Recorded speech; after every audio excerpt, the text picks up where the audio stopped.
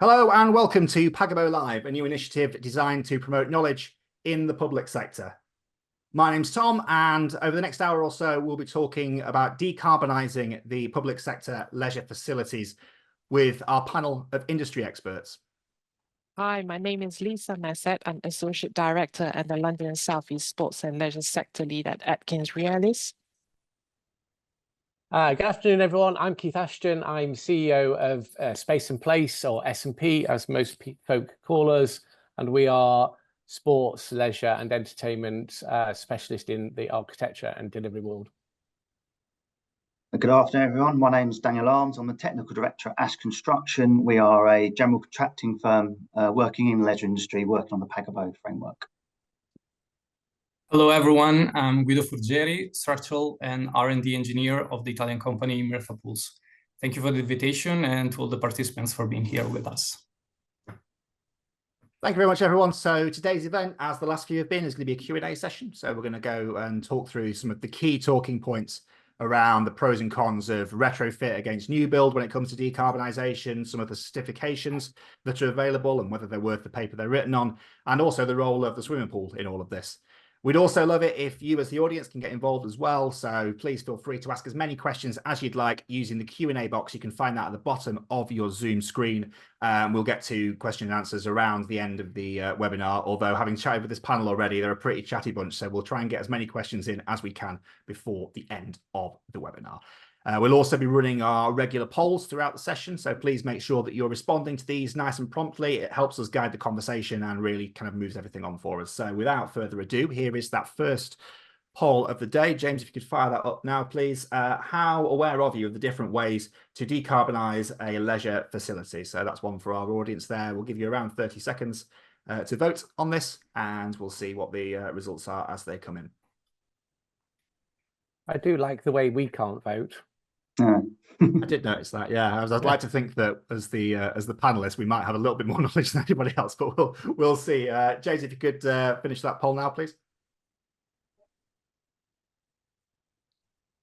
Excellent. So the results have popped up, and interestingly, there's quite a few down at that lower end that kind of not being particularly aware of it, which is a good starting point for us, guys. I'd like to think that that'll be a little bit better by the end of the webinar. Brilliant. Right, so let's move on then. Let's get on to our first question. We'll touch on kind of the big area to start off with. What are the benefits and drawbacks for building on an existing estate compared to a new build? We'll start with you on this one, Dan. Yeah, I'll take the lead on this one. So effectively, the benefits, I'll go through the existing estate first, talk about the benefits of those. There are three main ones in this respect. The first, obviously, is the capital cost. You've already got a building there, so a lot of the building works are complete. Second would be timescales. Obviously, it's a lot quicker if you're refurbishing and adjusting something that already exists rather than starting from the ground up. And the third benefit of doing it this way is that your embodied carbon, which can come into the final carbon calculations, is obviously lower. All the infrastructure is already in place, so you're starting from a position of almost positive carbon before you actually put a spade in the ground, so to speak. In terms of the drawbacks of working with an existing estate, I've sort of split this into three quick sections I'll run through. The one is kind of client-related perspective. So the first item here is that it's likely to be a live facility. So there is going to be some disruption to your operations. There's going to be possible outages. You're going to have income streams that are currently in place that you may lose temporarily, or people may move elsewhere. In existing incoming supplies, often needs to be upgraded. A lot of this decarb work will probably be swapping gas to electric. That seems to be a very popular way to go. Often the electrical supply we have isn't sufficient. The building condition is a risk, any latent defects with your building, and also a view from the client as to whether actually is decarbing a building at the end of its serviceable life a viable thing to do. And the final real drawback from a client perspective is you've had a building 40, 50 years, perhaps it doesn't suit your needs anymore anyway. So refurbishing it isn't going to fix the overall problem. Moving on to the sort of design side of things, this is probably where it becomes much more complex when you're working with the existing estate. Often there's not a huge amount of accurate O&M information that's needed. There's a lot of time taken to survey and assess building services, everything else. Existing loads that need to be refed, all these kind of things come into the design, and you're kind of having to come up with a bit of a hybrid system. Often compatibility then becomes an issue. you're putting in a new technology, normally to generate hot water and heating, etc. You're feeding existing plant. Often you don't know if these things are going to work together well. And the final part of compatibility is obviously with a lot of controls. Obviously, some of these buildings will have an old control system, BMS from back in the day, won't necessarily have the functionality that you need for the new types of plant. There are also issues around complying with current standards and specifications, using an old building, structural limitations, depending on where your plant needs to go, those kind of things. And there can be some planning issues if you're looking at a lot of rooftop plant as well. From a construction perspective, it's pretty general in the construction industry. When you're working in a live environment, there's a lot of health and safety to consider, a lot of safeguarding issues, those kind of things, working space, working around existing operation, all those kind of issues. Also, there's a lot of complication when you get towards the end of a job through construction and commissioning. If you've installed half of an M&E system and you've retained half an M&E system, and when you commission it, it doesn't quite work and talk to each other correctly, it's difficult to pinpoint where that is and what can be done. So there are a number of risks. In terms of building from new, which is obviously the simpler solution but more expensive, you can design from the outset to take all those green technologies. You can look at a net zero building from the off, and everything is purpose built and purpose designed to work that way. That's the kind of advantages. The drawbacks are really just the opposite of what I mentioned earlier. You are going to have a higher capital cost. You will have a high embodied carbon, because no matter what you build it out of, there is a carbon to be expended in getting to that point. And if you need to build a new facility in the location of a current facility, obviously you're going to get a very long period of downtime. And from my point of view, from a sort of contractor, they're the kind of the main benefits and drawbacks for new build against refurbishment. And Keith, from a sort of designer perspective, does that echo with your experiences? Me, Yeah, yes, very definitely. much. Oh. Yeah, very much so. And perhaps kind of coming out a little bit from a single building, quite often we're looking at the stock, the whole stock. So that might be 6 centres, then 4 centres, 2 centres. And actually, you need to do a business case for your intervention, knowing that you've not only got to reduce your carbon or get your carbon down to net zero, but actually you've got to really focus, really focus on economic benefit and actually participation benefit as well. So those two things might prompt you to not work with an existing building, as Dan was saying, around the fit for purpose issue, and build new, or a bit of a combination of the both actually across the whole of a leisure stock.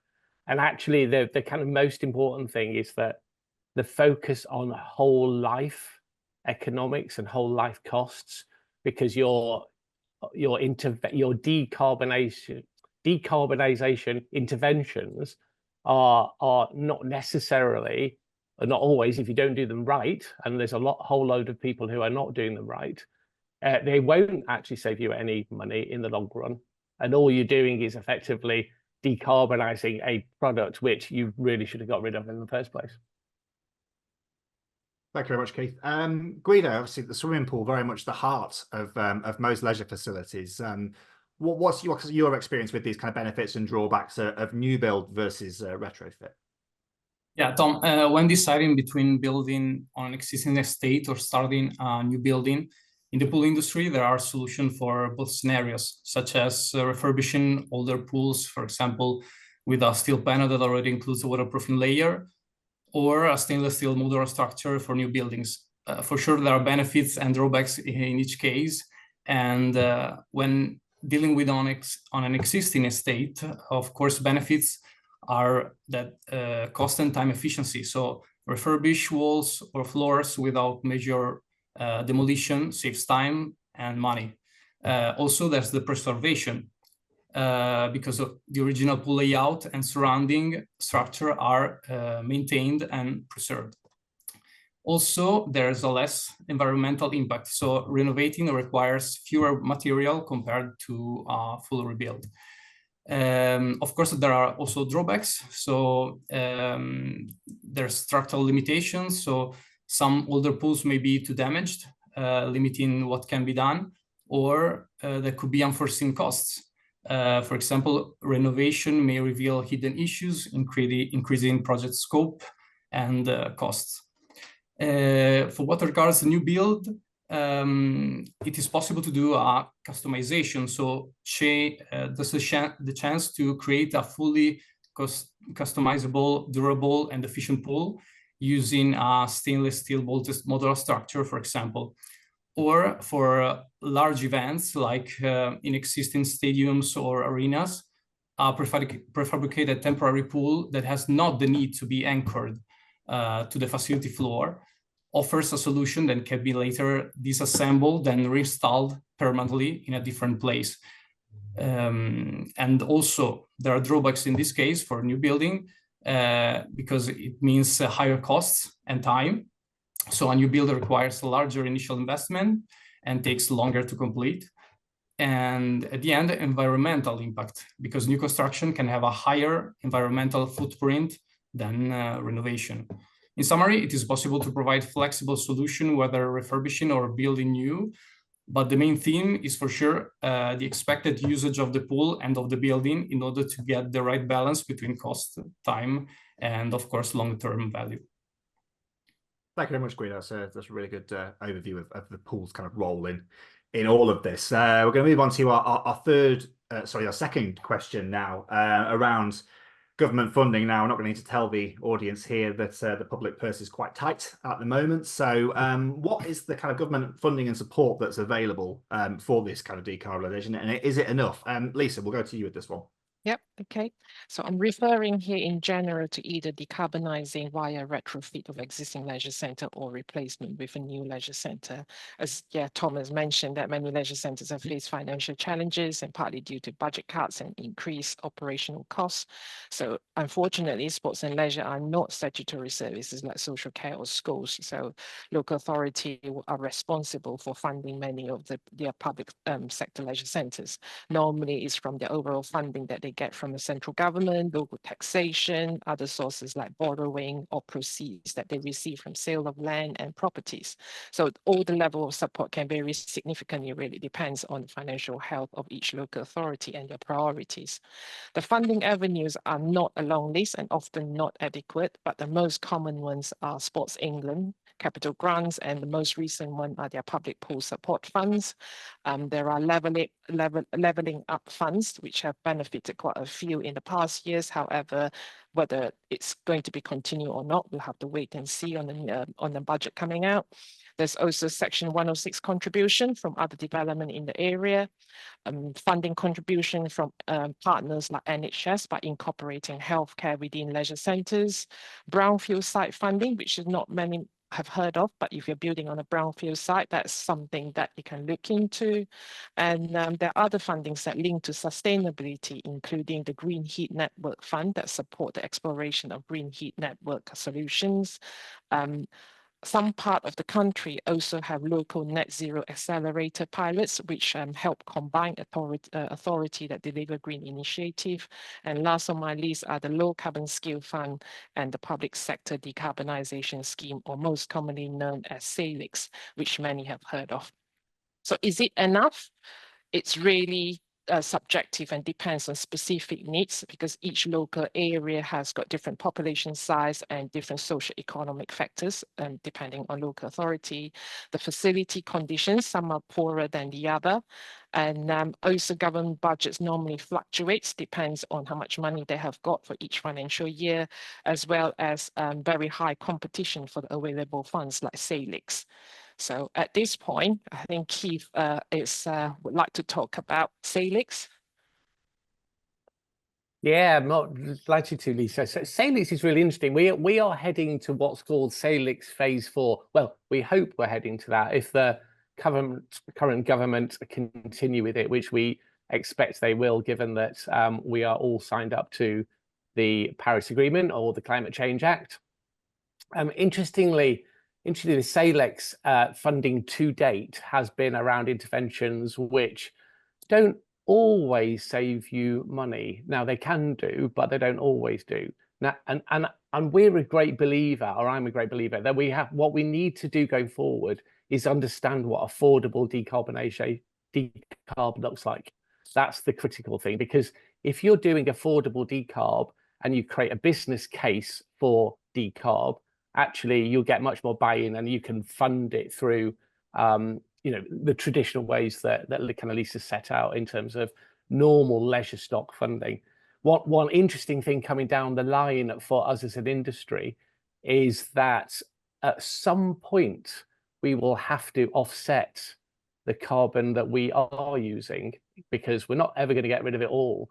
And given that if you're a local authority, your leisure stock is about a third of your total carbon take, you could be looking at anywhere between kind of £15,000 and £60,000 per annum just to offset per centre, just to offset your carbon. So it's kind of really important to understand there's a business case again for that kind of intervention on the decarb process. Yeah, it's certainly a discussion that's going to be ongoing, as you say, particularly with the new government and how that looks going forward. Let's just talk a little bit about. Oh, sorry, Tom, just coming back in just very slightly on the new government stuff and the new phase 4. The phase 4 is going to be much more intelligent in terms of how they give funding out compared to the previous phases. And actually, there's a kind of rule of how you spend money when you're trying to decarb. Well, you're trying to decarb, you're trying to reduce your energy. Right? They're the two things you do. When you reduce your energy, you reduce your costs. And that idea, that kind of phase of going, right, establish the scope, what are we trying to reduce it by and why are we trying to reduce it? You then reduce it in your bits of construction, like your insulation, your fabric of your building. You then try and reduce where you in your operation. Then you effectively increase all your renewables on site, or you're buying off grid, which is a decarbonised off grid, like the windmills and etc. And then only at the very, very last bit do you offset. But the point is that most SALEX funding has gone into that kind of increased renewables, a lot of solar power panels, but actually we've not reduced the energy load for the whole stock. So we might be offsetting carbon, but because we've not reduced the energy load, all we're doing is little bit is kicking the can down the road for the future. So you'd like to see a more kind of sensible approach to tackling that hierarchy. Phase 4 is going to be much more holistic around the idea of creating that process around, fabric first, looking at whole life costs, etc. It much more intelligent. I mean, they've been trying to get the money away. They have done. Sport England did the same thing effectively through the Swim England and the swimming pool fund, as much around COVID to try and reduce energy costs. But there are a lot of stories of people going, with poor installation, people going, I want my gas boiler back, because if you're trying to heat water, it's about 6 times more expensive to heat it with electricity than it is with gas. Food for thought there. We're just going to move on to quickly touch on the circular energy economy. We came across a stat when we were kind of chatting about this webinar that the average UK leisure centre emits a hot air balloon's worth of CO2 each day. And how can we kind of stop inflating that balloon, essentially? Is there a way to create a more circular energy economy? Go to you on this one, Lisa. Yeah, so this follows on nicely from what Keith is talking about. So energy circular economy, which we will be hearing more and more, aims to create a more sustainable and efficient energy system by rethinking how the energy is produced, how we consume it, and how we reuse it, I think is the main point. It's the key principle would be capturing and reusing the energy that would otherwise be wasted.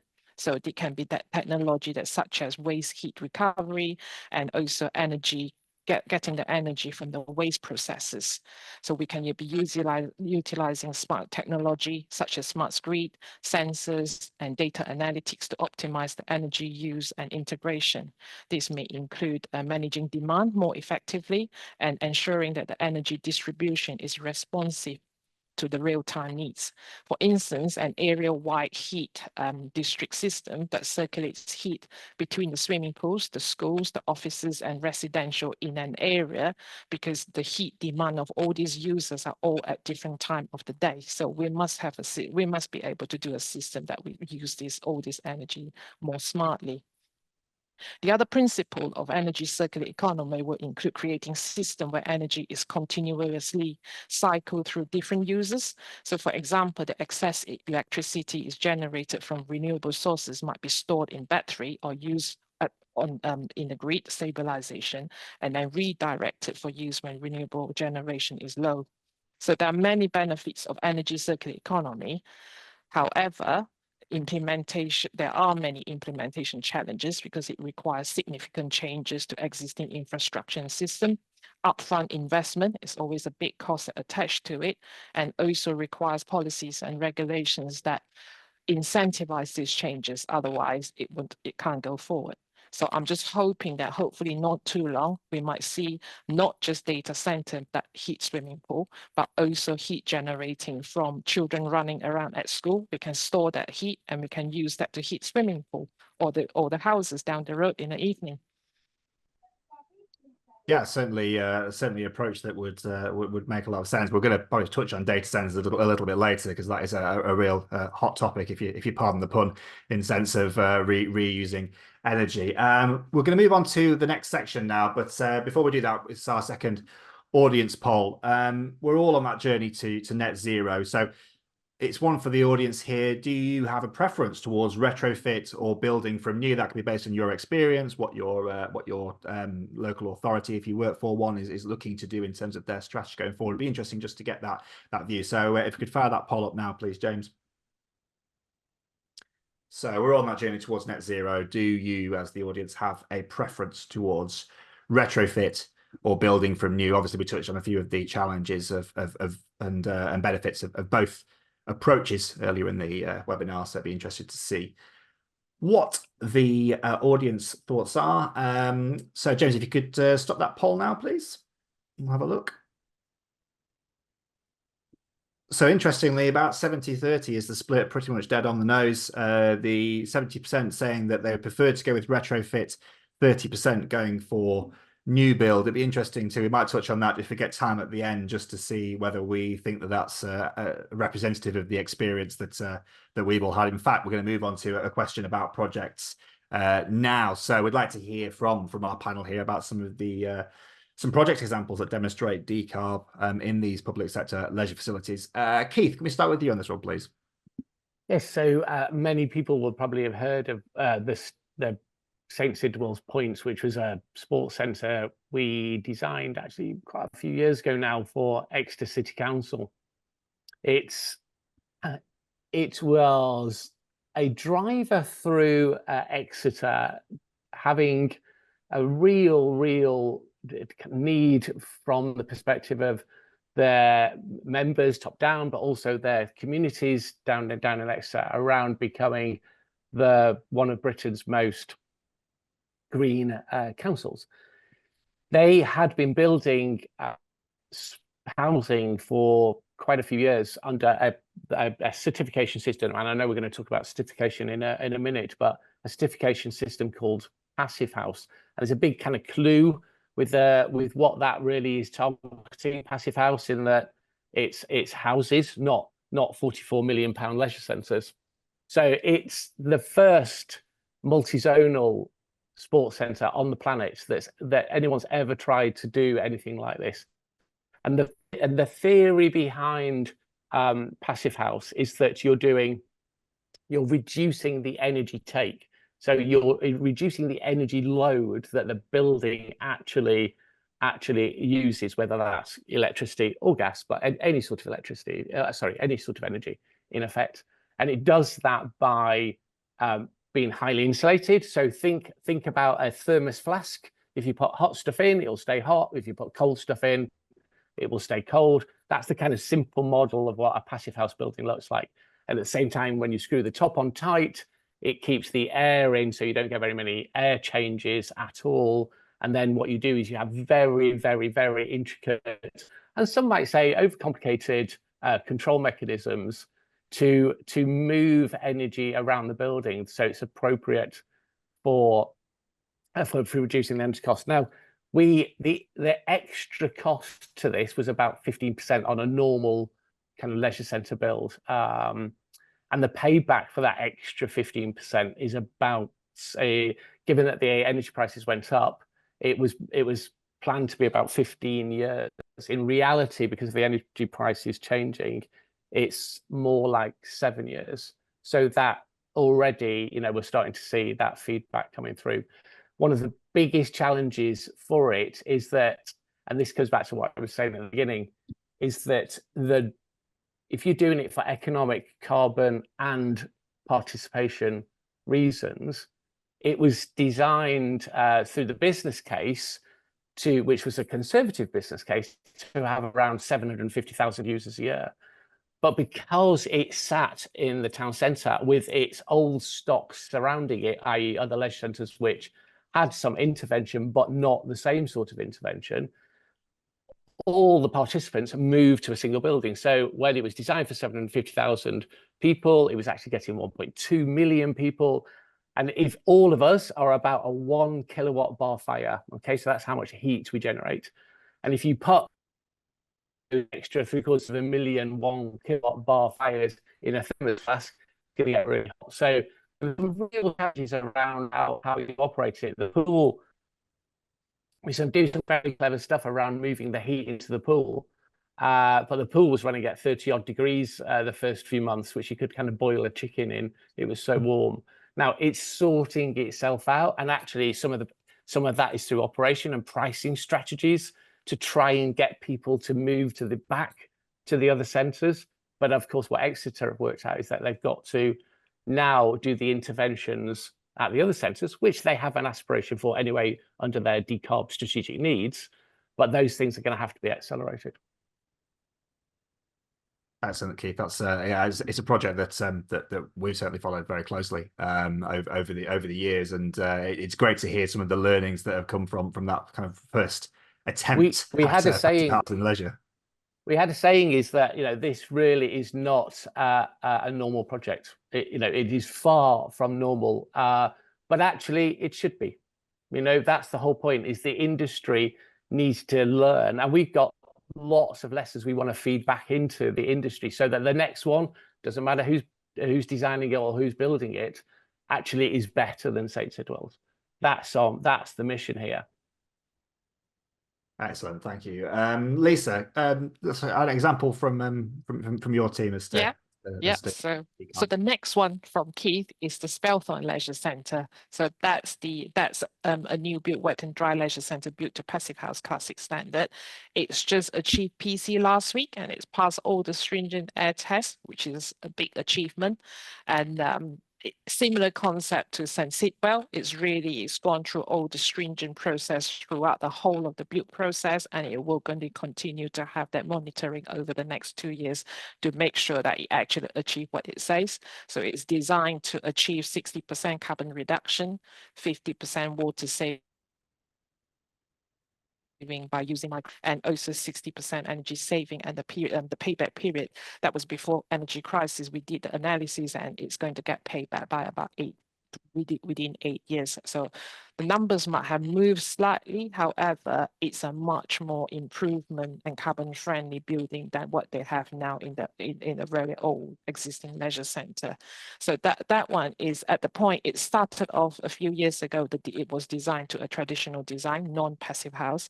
But at the point at stage 3, the Spelthorne local authority has actually decided that they declared a climate emergency, and at that point they actually took a really brave movement that actually they redesigned the whole building to passive house, and it actually requires quite a massive change to the design. So we are the cost consultant on the project, and it involves increase to the capital cost. However, it will be a worthwhile investment. Yeah, changing to passive house at Riva Stage 3 is fairly brave, isn't it? Yeah. Well, Dan, from your experience with Ash, here's some of your examples of decarb for leisure facilities. Yeah, so we're currently working on a couple of decarb projects that are actually linked together through a single Salex application. So these are in South Oxfordshire, both refurbishment projects, and we're currently doing the stage 4 design, doing all of our modelling, etc. Now, it's quite strange that they've actually linked two buildings together under one application. So we've been given an amount of carbon that needs to be achieved to get the Salex funding. And the client has been quite open and honest and said, look, whatever measures work best, what's the biggest bang for your buck across the two centres. Now, one of them is quite an old, I think it's early 1970s building. You can imagine very little insulation. The fabric's pretty rubbish. It's quite air leaky, etc. And so a lot there has been what Keith mentioned earlier. It's the fabric first approach is the thing we're looking at. Enhance the fabric, reduce the amount of energy you need, thereby naturally you reduce the amount of carbon. The other building, which is a much larger building, is actually only built in 2010. So in terms of the thermal performance, the U values, everything else, the air tightness of the building is pretty good. And so there, the focus is very much been on the M&E systems being updated. Again, for both projects, it's the pretty traditional approach of taking out gas-fired central heating and hot water, putting in heat pumps. We've actually got a dual system on both of these, where we have external air source heat pumps feeding warm or low temperature hot water into the building, and then we use water source heat pumps to boost that further rather than an electric immersion type system. And as with most of these things at the moment, unfortunately, there's budget constraints. And so what we're really working with at the moment with the client is trying to find out the cheapest way to get to the Salex total. And there's lots and lots of different options. Do we overcompensate the roof? Do we reduce the walls? Do we have cheaper windows? Do we do more efficient plant? And we're doing various scenarios and lots of modelling at the moment to see what works out to be the best way. And over the course of the next couple of months, I think that'll all be determined, and the way forward will be discovered. I think what we've one of the things that we've seen with all of these examples is that there's a lot of learning in progress while these projects are going on. There's a lot of kind of suck it and see almost, and kind of just trial and error and see what and learnings as well from each other's challenges that you faced. Super. Right. I mean, we're going to talk about swimming pools briefly here. So I was fortunate enough to go out to the Paralympics in Paris last month and see a Merthyr pool in action in La Défense Arena. Guido, can you give us a little bit of background on Merthyr's way of approaching things? Because it's quite unique, isn't it, in the aquatics industry? Yeah, absolutely. Also, I wanted to talk exactly about a pool that we designed for Paris at the La Défense Arena for the Olympic and Paralympic Games in France, because recently it has been developed the Merthyr Breathe system, which task is to remove harmful disinfection byproducts, so also called DBPs, like chloramines from the air and water, improving both the health and lifespan of pool facilities. This system uses tiny bubbles generated in pool gutters to absorb these compounds, which are then removed through an advanced air suction system. This solution has three main benefits, which are air quality. So removing DBPs from indoor pools is crucial for the health of swimmers, especially professionals and children who spend many hours in the pool, breathing close to the water surface where DBPs are concentrated. But of course, also facility staff take advantage from an healthier work environment. The second benefit is the water quality. So the DBP stripping system reduces the number of harmful compounds dissolved in the water, maintaining free chlorine levels and the effectiveness of disinfection without increasing the volatility of the used compounds. And third, sustainability. From a sustainability perspective, Merthyr Breathe allows for significant reductions in water usage and optimizes energy used by integrating with HVAC systems. This reduces the need for excessive ventilation, water replacement, and chemical use, but also extends the lifespan of the pool infrastructure by protecting materials from chemical damage, resulting in a reduction of the carbon footprint of the public sector leisure facilities, particularly for indoor pools. So Mirtha Breathe system has been installed for the first time at Paris, and many tests have been conducted in order to evaluate the actual amount of DBPs removed and the impact on water and energy saving, as well as chemical results. And results will be soon available. In addition, this Olympic pool is being dismounted while we speak and will be reinstalled and reused in Sevran, close to Paris, helping also social inclusion in a less well-off area of the city. Yeah, it's a truly fascinating approach that Mirtha take. Would very much recommend people looking into it a little bit more. But we'll just go on to a little bit about feedback loops here. It's something that really came up when we were planning these questions out and discussed this one. Got quite a long discussion point going on. So can we look at creating essentially better feedback loops from these past experiences of decarbonised projects? We'll go with you on this one first, Keith. So first things first, any intervention which reduces carbon, clearly a good thing. Clearly a good thing. The big question is, what do you do? Why do you do it? And what's the consequences of it? And it's really interesting to go kind of back to, so everyone kind of knows where we are in terms of the Paris Agreement 2016 around the 1.5%. We're not going to hit the 1.5%. Clearly, we are already 1%, sorry, 1.5 degrees. We're clearly already over that, significantly over that, heading over to. Our Climate Change Act, which was 2008 originally, and this shows how things have changed. If you read the Climate Change Act, on the front page, it says two things that we should all focus on. One is reducing the number of plastic bags we take from a supermarket, and two, wherever we can, we should offset all our carbon use. So if you think about how that world has changed, that's now the last thing you should do, not the plastic bags, by the way, but the offsetting. That's kind of the last thing you should do around decarbing, because of as Dan and I said before, there is a process you go through: scope, fabric, and use, renewables. Then at the very end, when you've got carbon you're still using, and there's inevitability that you will have carbon, you offset it then. So the challenge is, it's all very new, and there's actually some competition in the industry around who is setting what good looks like. Where does it actually come from? What does good look like? We'll come to that a little bit more in the certification system to understand what good looks like. But if you're someone with £1 to spend, you don't know necessarily how to spend it. How do you know how to do that? And your ability to get information to understand what that intervention, the consequences of your intervention of £1 is very difficult. And this data simply doesn't exist. And part of the problem of the data is that we are in an industry which there is no standard model. There's absolutely no standard model. As Dan said right at the very, very, very beginning, you can have 40, 50-year-old sports centres which you're trying to remodel, and we can have stuff that's been only open 2 or 3 years, but with huge gas boilers or CHPs still producing as much CO2, still producing that air balloon of CO2, up to 1,500 tons a year out of a sports centre. Somewhere between kind of 900 and 1,500 tons. The good news is as an industry, we've got a couple of people looking at this. We've got UK Active with their partners, a company called Leisure Energy, who do some great interventions around the decarb and they reduce the energy costs.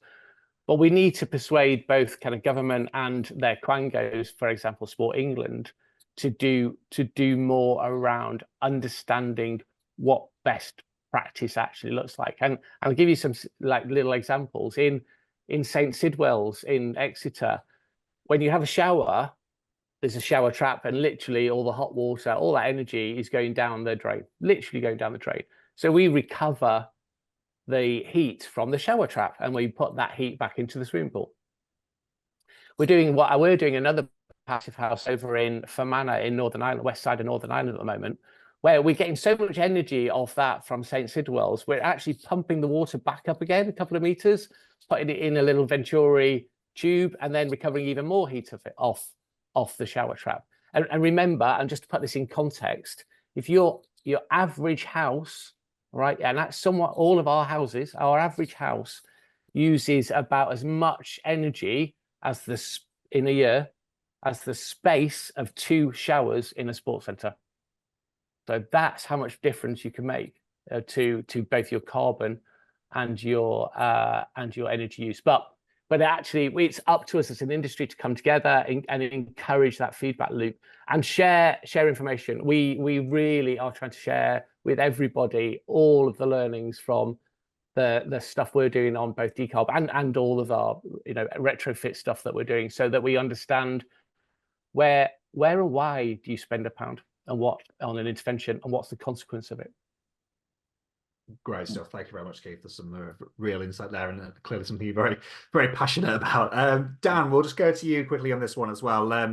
Can we look at creating these better feedback loops? What's your view from the kind of contractor perspective?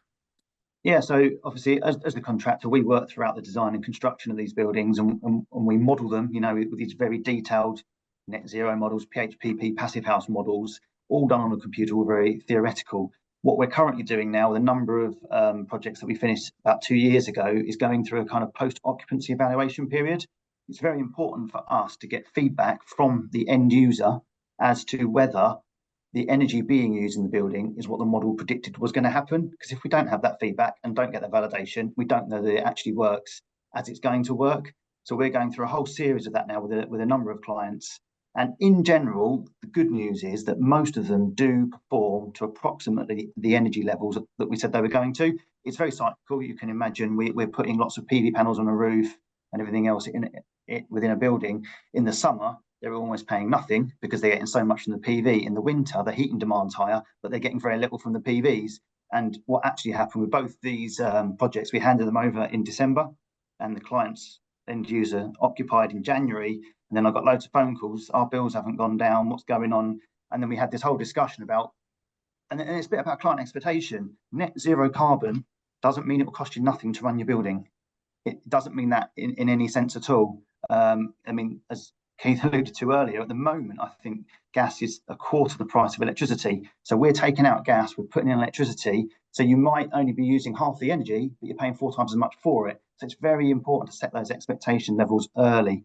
And working through that process now, we're starting to refine then what we do. But without that feedback, you march on to the next project, assuming everything you've done is great and it works, and there's no lessons learned taken from it. So it's really important for us to get that feedback from the end users. Brilliant. Thanks both. So we've got a couple of questions left. We may just have time to squeeze in a bit of audience Q&A at the end as well. So if you do have any questions you'd like to ask the panel, please pop it into the Q&A box at the bottom of the screen, and we'll do our best, as I say, to try and squeeze one of those in before the end. However, this next topic about certification, I know these guys are quite passionate about, so we'll be interested to see whether they actually managed to get any time to get onto Q&As. So we've got our penultimate audience poll coming up here. So when looking at upcoming leisure projects, what standards are you looking to follow? James, if you could fire up the poll now, please. So what standards are you looking at? We've got passive house, which has been mentioned earlier a couple of times. We've got net zero, BREEAM, ENERFIT, which is specifically for retrofit projects, or any other standards you're looking to follow. I'd be interested as well. We've not got the option there, but I'd be quite interested to know whether net zero and whether people are looking at net zero in operation, which is obviously a lot more achievable than net zero overall. So we'll see how that one goes. Yeah, if you could just bring an end to that poll now, please. So interestingly, there we've got around 57% of the respondents saying that net zero is the target they're aiming for. We're not overly surprised by that, given the conversation we've had previously. But passive house, only a couple of responses saying that passive house is something they're looking at, which is interesting to observe, given the lessons that S&P have been learning through the project in Exeter. So We'll move on to a conversation about certification then. Keith, what kind of certifications are available? Those ones that we spoke about there. What are the kind of briefly the benefits and drawbacks of each, and how they can be attained? Well, interestingly, first off, there is no kind of sole certification system for net zero. For all sorts of reasons, it doesn't exist. And as I said before, there's a bit of competition around some of the certification companies around establishing what the good looks like. Net zero, you would think would be pretty easy to sort out, wouldn't you? It's just simply, are you using any carbon? And if you are using any carbon, then you offset it. I mean, it's really that simple. That's not necessarily the answer at all, though, to the problem, because if you're just moving the problem elsewhere, effectively, you're not reducing your energy load. And it's all about reducing energy load. That's the first thing to do. Now, there are three kind of really big certification systems on the planet, if you like. There's Passive House, which is growing into a more commercial world and coming into our world, as you know, Lisa, and we are kind of heavily involved in trying to drive, or not drive it forward, but being part of the aspiration to deliver that certificate. There's one called LEED, which is American-based, but it's the biggest one on the planet. Almost every country on Earth uses LEED, apart from the UK. Bizarrely, it's the biggest in every country apart from the UK. And here we've tended to use something called BREEAM. Now, the thing about BREEAM, LEED, and Passive House, and by the way, when the bullet point on the question came up around NFIT is actually the Passive House version. That's why the P and the H are capitalized of a retrofit building. So there are, each of the certification systems do both new build and retrofit. Okay. Now, LEED are moving towards what they call their version 5, and BREEAM are moving to their version 7. And both of those shifts, okay, are effectively starting to align them as certification systems. Now, they do lots and lots and lots of other stuff. Okay, it's not just about decarb or energy use. There are many reasons why you would use one over the other. An advantage of Passive House is that the not only the monitoring is more onerous than everything else, but actually the construction period monitoring is incredibly onerous. Our photographies take millions of photographs are taken of every single taped joint to make sure it works. So the quality of the end product is in theory. The UK construction industry is an amazing construction industry. Of course, I would say that, Daniel. But you can show that you are improving the quality of the things like air tightness through some of the certification systems. The other thing is that people don't realize that each certification system has different sorts of standards. So using Passive House, for example, Passive House has Classic, Plus, and Premium. So as Lisa was saying, the Classic, which is how Speltham was done and how Exeter was done, targets a 70% reduction in energy and a 50% reduction in water. If you went to a Plus system, it is a 100% reduction in energy and 100% reduction on a standard model, and 100% net neutral, zero. If you go to a Passive House Premium, it's like a power station. It actually is producing power, electricity, or other forms of heat and energy, and puts it back into a circular economy. So, and I give you an example there. You can, the great thing about swimming pools is that it's an enormous lump of water that you can put heat in overnight when it's not been used. Not great for swimmers first thing in the morning. If you're a performance swimmer, you don't want to be swimming in kind of 28-degree water, but actually good for some of our Olympians, and great for swimming lessons for young kids. But actually, we could take that out of there and out of the swimming pool, the heat, and put it into a district heating system. So we're going to get cleverer and cleverer and cleverer around how we use this stock, and a lot of it will come down to which certification system you use drives what sort of systems what sort of interventions you actually make. But we could do a whole new seminar just on certification systems. We could. I know we had about 40 minutes in our warm up on it. I'm happy to skip Tom, honestly, on that one. He's explained it better than I can. So yeah. No, it is interesting to note though. On the poll that we just had, 33% said they were looking at BREEAM, which is a less than ideal measure. So it's interesting to see how that's kind of progressing and what people are looking at. The current BREEAM is useless. It won't save you energy. It won't save you carbon. It's the version 7, which is coming out, I think, later this year. I think you can already start to download. What you do is you have credits for every intervention you make. That new version is coming this autumn, and same with LEED version 5 is this autumn. I was trying to be polite by saying it's less than ideal, but useless is another way of describing it.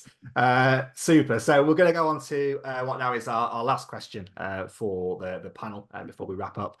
And it's really a kind of a bit of a roundup. And if you could do one thing, we know that we've made the point earlier that local authorities built assets, leisure provides probably the biggest opportunity for decarb. It's the biggest challenge, but also the biggest opportunity as well. Where should the public sector start when looking to decarbonise their leisure facilities? We'll go to you first on this one, Lisa. Yep. So I'll be very quick. I think data is key. You've got to capture all your data and know your leisure centre portfolio.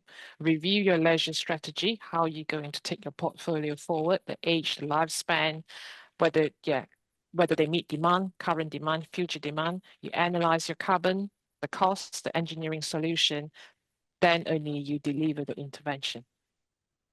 I think that's the key steps that you got to follow. Thanks, Lisa. Keith, your kind of thoughts on this? What's the first thing that? Do you know, I get asked this quite often, and there is no one answer. But I did come up with an answer recently for someone and I said, if you can only do one thing, employ a chief carbon officer. That's the first thing to do, because it's about understanding. It's about really understanding around what the value, the business case for the intervention you make, the pound you're spending, why you're spending it, and what's the outcome. And actually, it's a knowledge thing. So it's, as I keep saying, it's dead easy to decarb. We can switch your gas boilers off tomorrow and buy off a decarbonised grid, and you are decarbed. But you'll go out of business because you won't be able to afford to run the pool. Yeah, so it's striking that balance, and your point there about sort of a chief carbon officer dies, and obviously with what Lisa's saying about data as well, and how that can all feed in. Dan, you've got one thing that you can recommend to the public sector to start decarbonising. What should they do? I think the first thing you focus on, as we've said before, is improving the building fabric, especially the older building stock. That doesn't just decarb, it reduces your energy usage, which decarbing doesn't actually necessarily do. So I think that's the first thing. If you look at any guide, the Letty guide on net zero, first thing is always passive. You deal with the fabric first, make it an efficient building envelope. The rest will generally look after itself. Brilliant. And Guido, from you, where should public sector start when they're looking at decarbonising those leisure facilities? Well, in addition to the other contribution, I would like to say that it is really important, the expected usage of the pool and of the leisure facility. So in order to choose whether to refurbish or rebuild, it is important to take into account operational and maintenance costs, which have a large impact on the pool lifespan. And it is also essential to consider lessons learned from recently built pools in other communities and countries. But also, I think it is important to ensure cooperation and co-design with a BIM way of working, so that structural, architectural, and map models are met together, reducing contingencies during the installation process, as well as limiting installation duration and connected cost. Lastly, I think it would have a great impact following IAC's guidelines towards design, construction, and management of sports and leisure facilities. IAC stands for International Association for Sports and Leisure Facilities, and the recommendation regard the promotion of solutions that reduce environmental impact, inclusiveness for people, and also solution technologically innovative.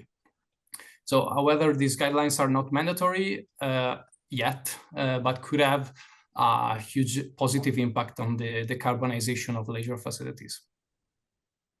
Thank you very much. Isn't there an obvious answer, Tom, as well, in that they should phone Pagabo up and the four of us can sort it all out for them? I mean, I didn't want to say anything, but it does seem to make sense, doesn't it? Just say, yeah. Thank you very much for your contributions today, guys. We've got a final audience poll before we wrap up. James, if you could fire that up now. So it's the same question as we had at the start. How aware are you now of the different ways to decarbonise a leisure facility? I'm certainly more aware than I was at the start of this, and I felt like I'm fairly literate at this type of thing. So hopefully we'll see a nice positive uptick there from the audience, which is about 10 more seconds, James, and then wrap it up.